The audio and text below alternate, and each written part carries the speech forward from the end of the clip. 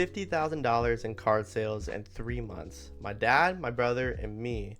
Zero experience at all. Everything from scratch. Getting burned on deals, figuring out platforms the hard way. This is a real story of how we built it, what blew up in our faces, and what finally worked. So I'm not gonna just sit here and make things sound easy. We've made mistakes, real ones that cost us a lot of money. But if you're thinking about getting into the card business, or you're already in the card business and trying to figure out the next move, I think our story is going to save you some time and some cash and give you a new perspective on it. So this whole thing started, I think we should start with a little bit of backstory. So this whole thing started as a family venture. Me, my brother, and my dad. None of us were card experts going in. We were learning what cards were worth, how to grade conditions, which makes something valuable versus what just looks cool. All of that from scratch. Early days of learning that, painful, very painful. We got burned on a couple of deals, bought collections of cards where we thought we were getting a good price, and realized after the fact that we overpaid. Maybe the cards had condition issues that we missed, or maybe we didn't know the market as well enough yet to know what's actually moving. Or we found some really cool full art looking cards. This is Pokemon related, but we've been more expanding into other avenues as well. But like when it comes to Pokemon, we found some full art cards. We thought they were worth more, and then we find out that they're not. That's the tax you pay for learning, though. We paid it, but those early burns are what made us sharper on buying. And that lessons follow us every card show that we go and do with now. We started on Whatnot, which made sense at the time for us. It's where a lot of our card sellers live. There's a built audience, and it looked like a great way to move products fast. So we ran Whatnot from February through April. About 3 months we were doing Whatnot fully, and we didn't just go a little bit like, oh, I'll do it here or there. We went all in. We went all in on Whatnot. And so here's the things that we learned. One of the things Whatnot lets you do is promote your streams. And we used the heck out of it. You can pay to push your stream to more viewers on the platform. We were spending around $20 to $60 per stream to get more eyes on our stream. $60 an hour. The highest we done was 70. That's not pocket change. That's a lot of money. But when you're new to the platform with no followings, that's what you gotta do in front of buyers. You pay for visibility. And don't even get me started on the giveaways too. Oh my gosh. But that I can save that to another story. Another video. And it worked in terms of getting people into the stream. We had energy, we were putting in the hours, and we had some solid nights. Our biggest stream we did was $7,000. Yes, you heard that right, $7,000. $7,000 in one stream. That sounds incredible, right? But here's the reality. $1,000 of that went straight into Whatnot fees. $1,000 gone. And on top of that, when you're live and there's auction energy in the chat, cards go for what they go for. A lot of the cards sold under market, under what they were worth, or under what we paid for it. So let's say we bought a $100 card, bought it for $80, sells for $70, and then that gets $70 get fee by a 10%. That hurts, that kills us. A lot of people on Whatnot, they're only on there for get good deals.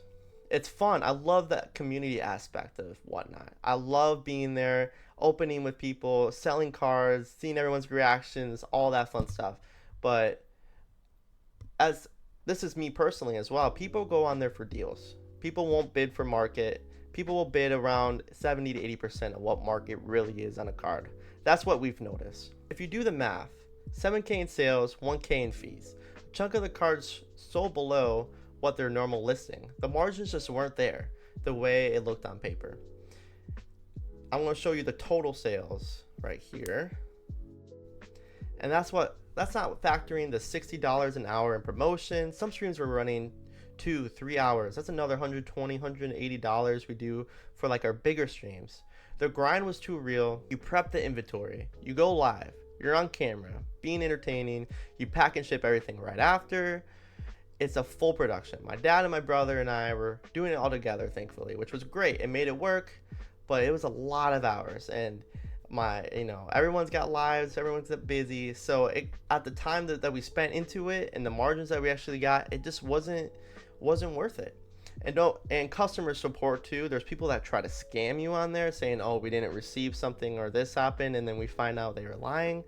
Again, another story. I wish I could I could go rant off on it, rant about it. But if you want me to, write in the comments below, and I got you.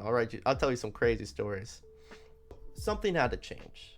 We invested.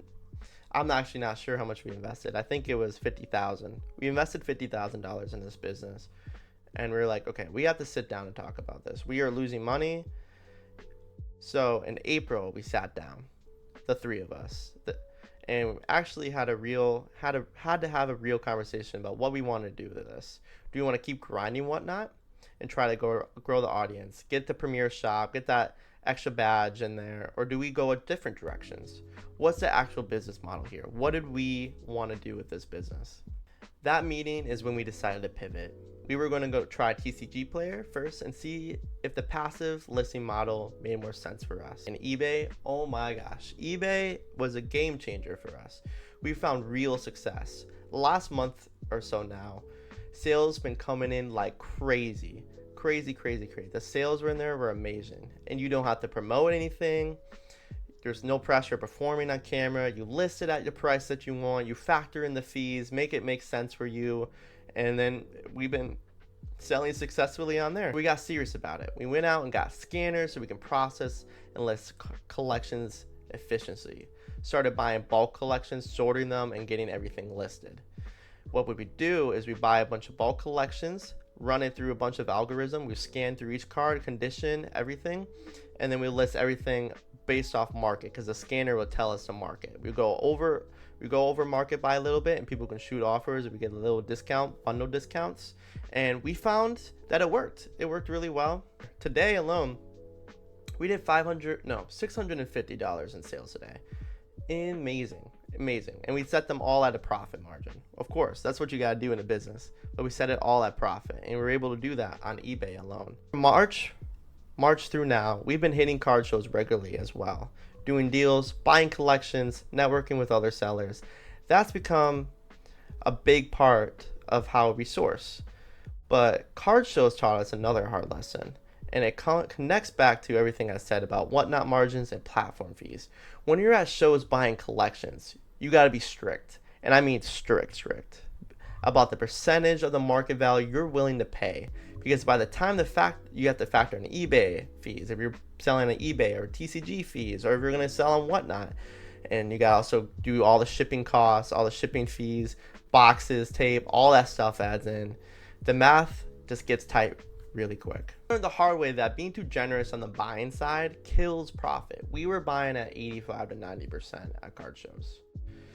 The market for cards is so competitive, but we could not afford to do 85, 90%. There are a lot of sellers, a lot of buyers. Fees on every platform eat into your margins.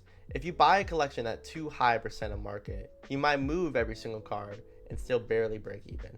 A lot of the times when we buy at 85, 90%, we found that we lost money, and it's not worth it. So now we've become more stricter on buying percentages at shows.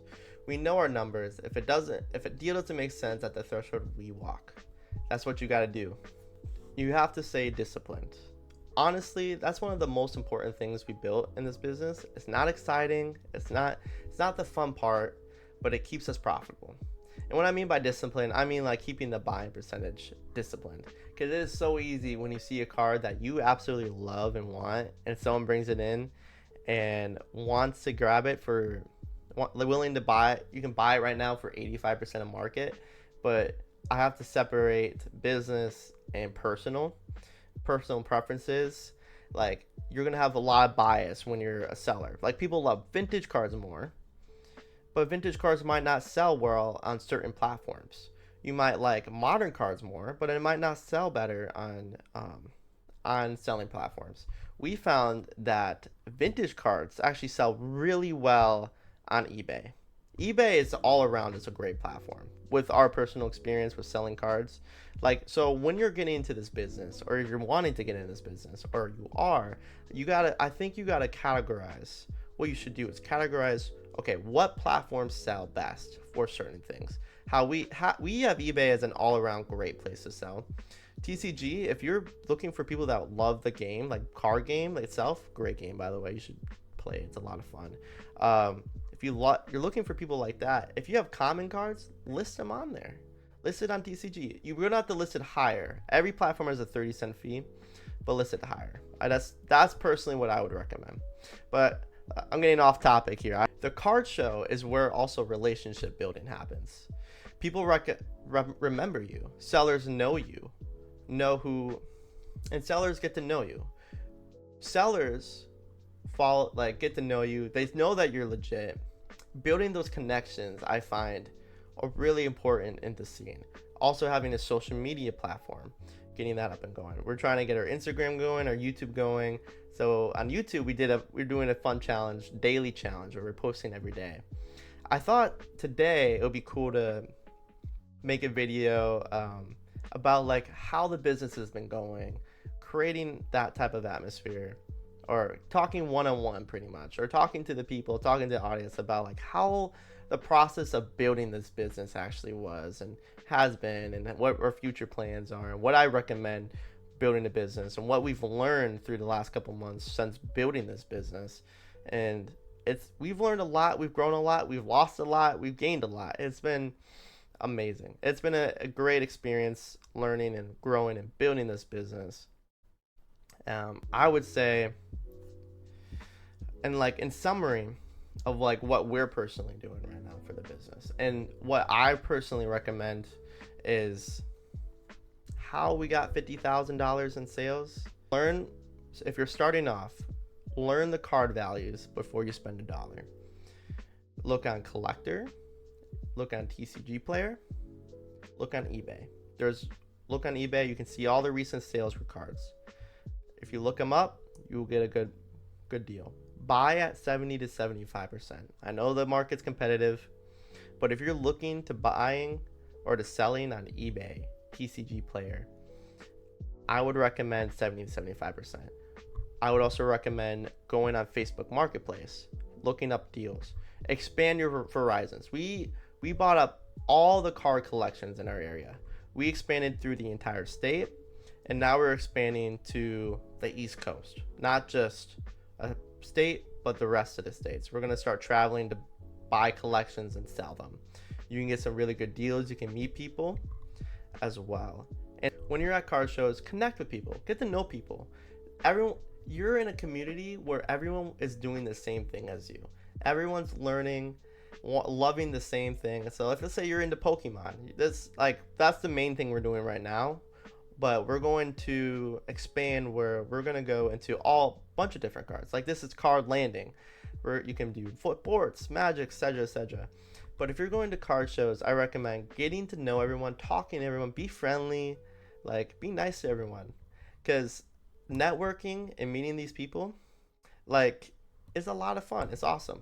I need to work on like responding to my messages, because I have some people's numbers that I need to respond to, but they shoot you up with like, oh, there's a card event happening here, would you want to, like, just giving you a heads up. Like, they help you out. You guys can help each other out. Or if they're looking for collections or looking for certain cards, like I've sold cards before to different vendors. I've sold cards to vendors for their kit, like all that type of stuff. Like, you can help each other out. Cards you're looking for, collections you're working for, that type of networking adds more sales, brings more people. If you're trying to build your social media, other people as well are trying to build your social media. So honestly, if y'all did a video together too, if you guys became friends and did stuff like that goes so far into building your business. I mean, we only have like 50 subscribers on our YouTube channel, so we're still growing as a channel. But those are like some of the things I recommend. Getting the business going. Whatnot, they have a bad rep. I know a lot of the people on Whatnot, they get a bad like rep because there's some people on there that are scammy. Because you open a pack for someone and they pull the Umbreon, they pull the big card, and they're like, nope, I'm keeping it. Like, they end the stream, they refund everyone. Or what they do is they even take your money. If Whatnot trusts them enough, they take your money and just leave the platform, and they keep the card. Those type of people are awful. I believe Whatnot takes care of you, but it gives Whatnot a bad rep. Put this all together. It's been a lot of fun building this business. I honestly think it changed my life. building this business, I was personally in a really rough spot in my life, and having something to focus on and build with my family has been a dream come true. And it's helped me putting all my attention in building this business and growing it. If you were to get into it, I would recommend first learning the value of the cards, getting into something that you truly are genuinely interested in and love. Don't get into it because of the money, for the profit. Like, of course, that's one aspect. Like, you got to build, if you want to build a business, you got to have good profit margins. You got to have that. But do something that you love. Like, I love Pokemon as a kid, and my dad, he got me back into it. And I didn't even realize, like, my old collection, my childhood collection was worth so much. And I was like, whoa, this could be a whole thing. This could be a market. Like, this is crazy. And we got back into it, and I have been building my collection up, getting, like, it's been so much fun. So do it if you love it. Absolutely, because I know there's a lot of new people coming into the market right now, trying to take advantage or trying to make, like, if you go in there with a pure of heart, go in there with a pure of heart. That's what I say. But when going into it, buy at a strict percent, 70-75%, because I promise you, the margins are rough. Cards will go up and down. You will get burned on cards. Even at that percent, you will get burned. If you buy 85%, I can guarantee you a good amount of your cards you will get burned on or break even on. There will be a few cards that you make profit on, unless you're purely like buying from big shows where you're flipping cards. That's a whole nother story. But buy at a strict percent. And if you're planning on selling online, like selling on eBay, TCG, get scanners. Look up some videos on Pokemon scanners, card scanners. You can scan sports cards, Pokemon, Magic, all these types of cards. Scan them in there. It tells you market. It's not too hard to learn, I promise. It's expensive. These scanners are really expensive, but they're worth it because you're able to scan in 1,000 cards a day if you really lock in. But other than that, I hope you guys have a great day and learned a lot from this video. And if you guys have any questions down below, write a comment down below. I would love to answer any comments, but I appreciate it.